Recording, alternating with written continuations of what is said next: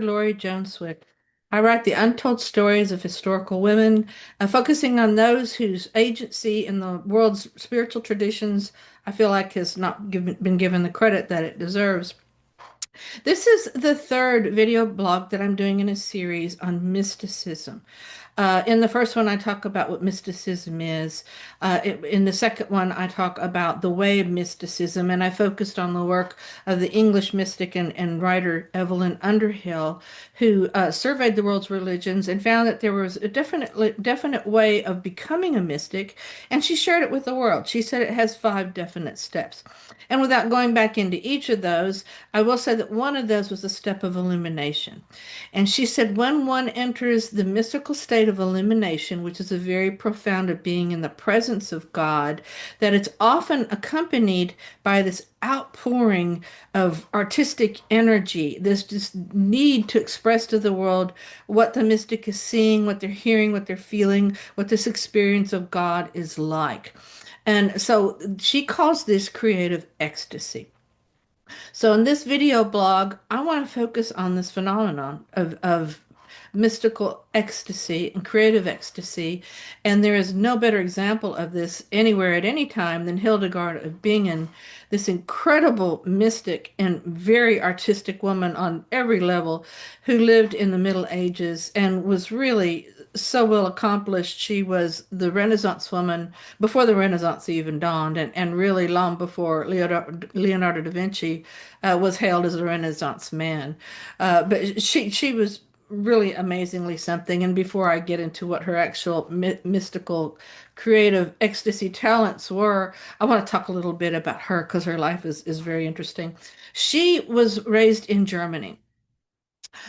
She was of a noble family, and she was the 10th child.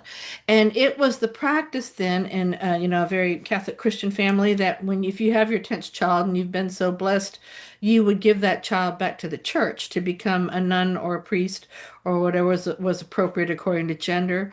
And so they did. They took her to a monastery. They gave her up and turned her over when she was 8 years old. It must have been a traumatic experience for young Hildegard. She later wrote in life that she thought it was an abominable practice and didn't think that anybody should do that. But she did say that she had been happy with her life as a nun, and that she was fulfilled with what she had done. But she was given into the care of the head of the monastery, whose name was Yuda of Spanberg. And Yuda raised her, must have educated her well. And she died, Yuda died, and when Hildegard was about 30 years old. And they were building a new monastery they were moving into, and the other nuns asked that Hildegard be the head. And she did. So they moved to a town in Germany called Dissen-Bodenberg, and she was the head of this monastery. And, from all records, which she wrote prolifically, she obviously ran a tight ship, but she was full of compassion and lived very well. And without getting too far into that, because much could be said about it, but I want to get to the heart of what I'm talking about. This is where she started having her real mystical experiences. This is where she started using her creative ecstasy to produce all sorts of artwork. She had visions of God in her ecstasy, and she painted them. Now, the fantastic thing about this is that even though she would have been raised in very patriarchal Christian religious tradition and had a sense of God in that manner, and when she wrote, she very diplomatically wrote of God, in the manner she had been taught, like, a big man in the sky. But the God that she portrayed in her artwork and in her poetry and in her other work was this huge circle of energy, of life, of being, a mandala, if you will, like a sacred circle of just cosmic energy. And she painted beautiful pictures. I really wanted to be able to pull some up and share them.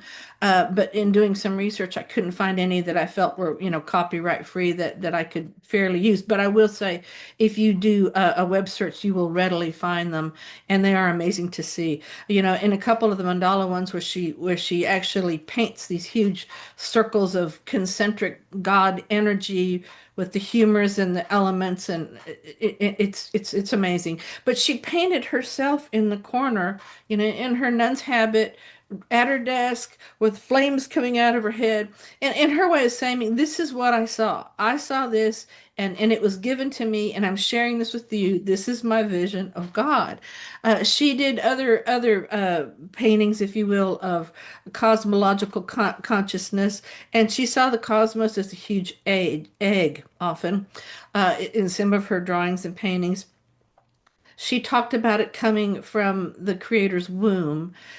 She very subtly, in a lot of ways, referred to God as more as a woman, and but definitely with very, very maternal instincts, and very, very maternal relationship with creation. So she this was new, but this is not unusual for mystics either. Mystics that have an immediate presence of God and who have painted God oftentimes see God as more of an organic circle of energetic being or something than just a big man in the sky pointing down and telling people what to do. So anyway, do check out her artwork. It is phenomenal. As I said earlier, I think she heard music in her mystic experiences. She heard tremendous particular music, and she felt that music was the network of the web of the universe, what held it together. And so she created all sorts of music. She created a symphony, a long symphony of creation. Let me see. Let me see. I wrote the name of it down here.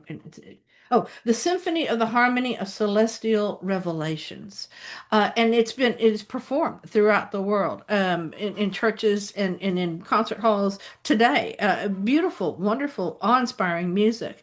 Her idea of what the heavens sound like when they sing to you. She also was an amazing healer.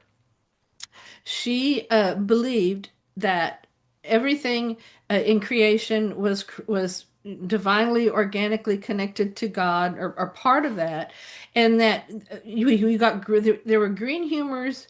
And there was a green bile and black bile.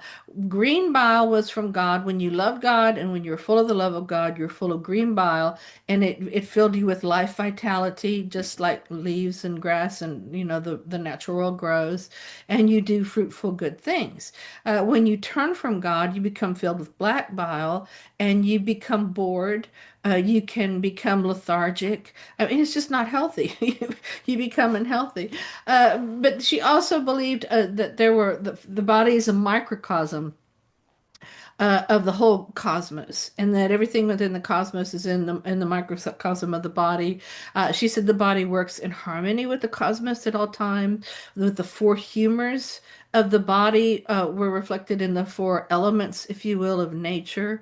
Much more could be said about all of this, and I highly suggest that you get her books, Physica and Causes and Cures, if you're interested in her healing arts. She wrote a lot about the 35 vertebrae of the spine. She said each one was connected to virtues and vices, where if you were virtuous, it did good things for your health in a certain particular way, into certain particular parts of your body. If you exercised a lot of vices, it did the opposite. But what's really interesting is that her drawings were not too far off from modern acupuncturist drawings today.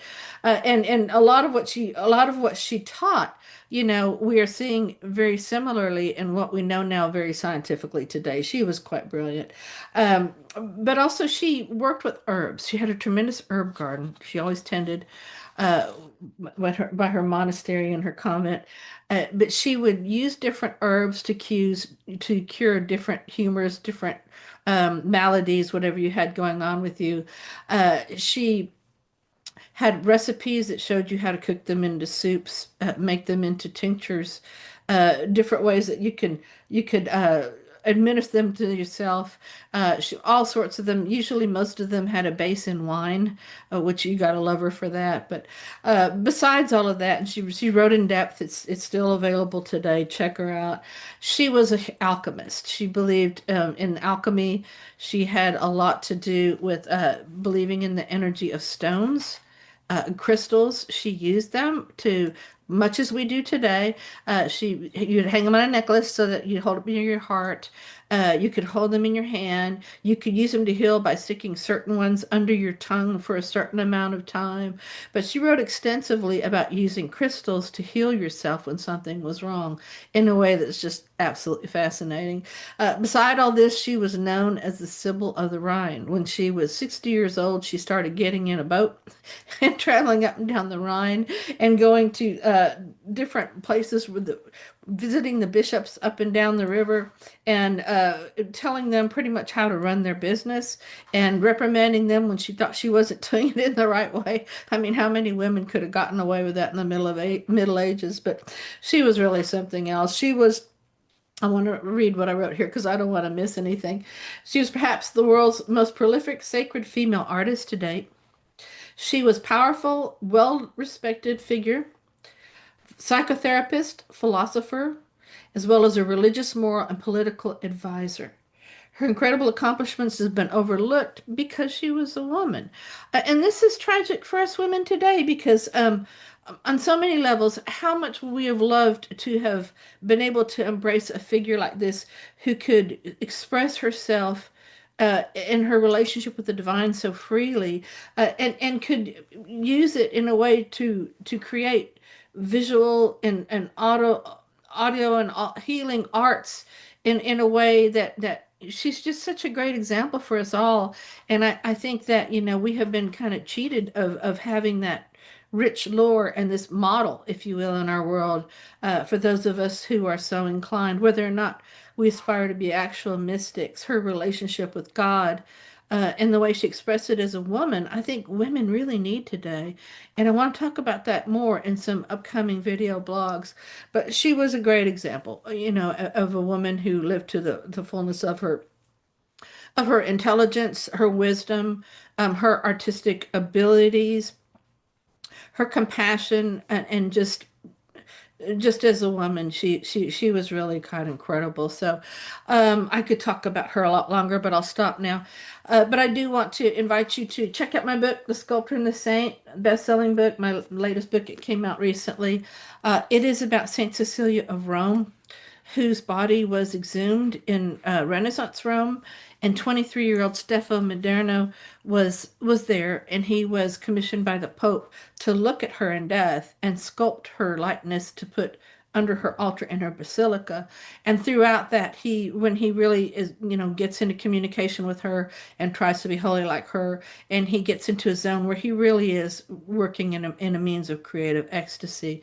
So you might want to check that out if you're interested in such a thing. Also, please go to my website. The bottom of my homepage, you can get a sneak peek at my upcoming novel, The Snake Priestess. It is about what I think the life of the ancient great high priestess would have been like, and her creative ecstasy and her mysticism with the goddess Asasara of her time. So anyway, thank you for joining me. I wish you peace, grace, and joy, and I hope to see you again soon.